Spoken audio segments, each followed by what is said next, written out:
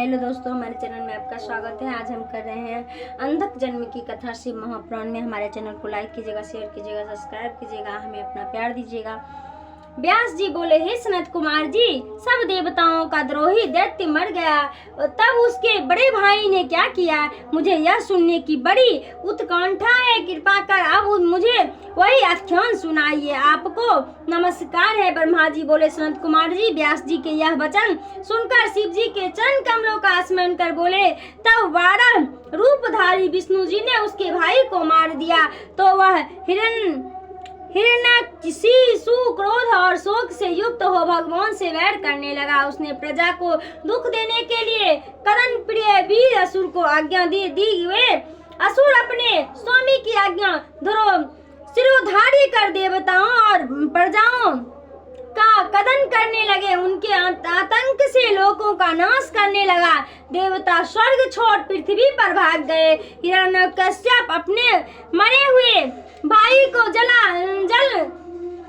दान आदि दे उसकी संतान आदि को सांत्वना देते हुए अपने को अजर अमर अजय और अप्रतिद्वंद जानकर एक इच्छित राज्य करने लगा। पश्चात उसने मंद्रचला की गुफा में जाकर एक अंगूठे के बल खड़े होकर भुजा उठा आकाश में दृष्टि बांध बड़ा ही घोर तप करना आरंभ किया। कुछ काल में देवताओं ने असुर की जीत कर अपने अंधकार में कर लिया। उधर जब हिरण्यकश्यप ने तप तेज से निकली अग्नि अब लोगों को बाधा देने लगा। उससे तप्त होकर देवता दुखी हो ब्रह्मा जी के पास पहुंचे। ब्रह्मा जी उसे वर देने गए।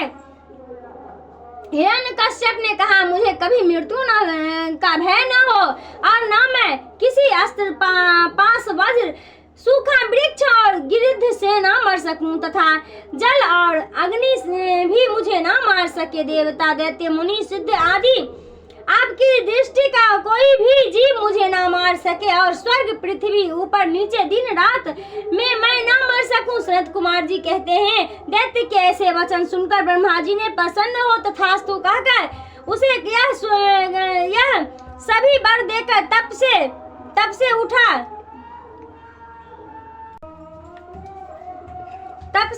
40,000 वर्ष तक राज्य करने के लिए असुराधिपति बना दिया। यह राज्य पाकर उन्मुक्त हो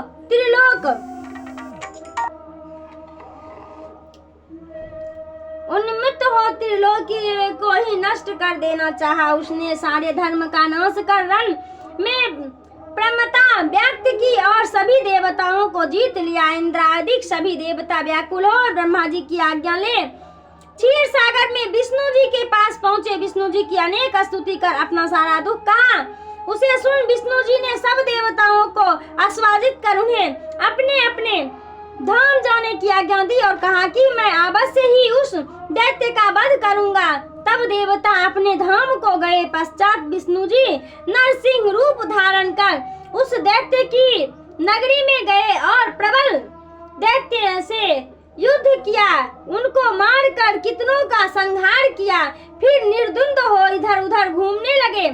फिर दैत्य उससे युद्ध करने आए। तब उन अनुकूल प्रभाव वाले नरसिंह भगवान को देख दैत्येश्वर पुत्र प्रहलाद ने अपने पिता से उन जगमाता की बड़ी प्रशंसा की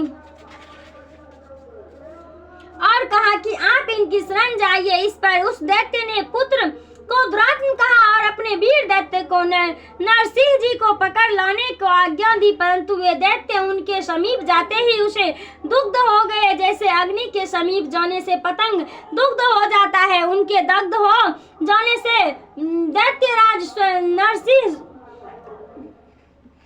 नरसिंह जी से युद्ध करने गए। बड़ा युद्ध किया परंतु नरसिंह जी के आगे उसकी एक न चली और उन्होंने उसको पकड़ अपने जंघाओं पर रख उसके मर्म स्थान को अपने अपने नखों से विदीर्ण कर दिया। अपने नख रूपी शस्त्र से उनके हृदय रूपी कमल को उसको जीवन सहित उखाड़ फेंका। उसके सब अंग चूर्ण कर दिए।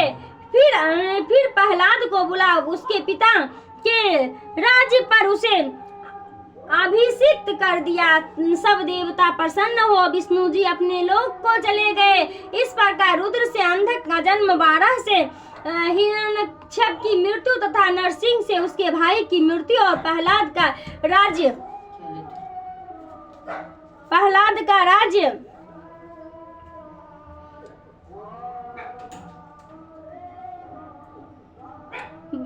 पाना से यह कथा है तो हमने आपको सुनाई। अब ब्रह्मा जी से अंधक को जो प्रभाव प्राप्त हुआ तथा उसे जो शिव जी से युद्ध किया और उसे गणाधिपता की प्राप्ति हुई वह सुनाता हूँ, ध्यान देकर सुनिए। अंधक की अंधता।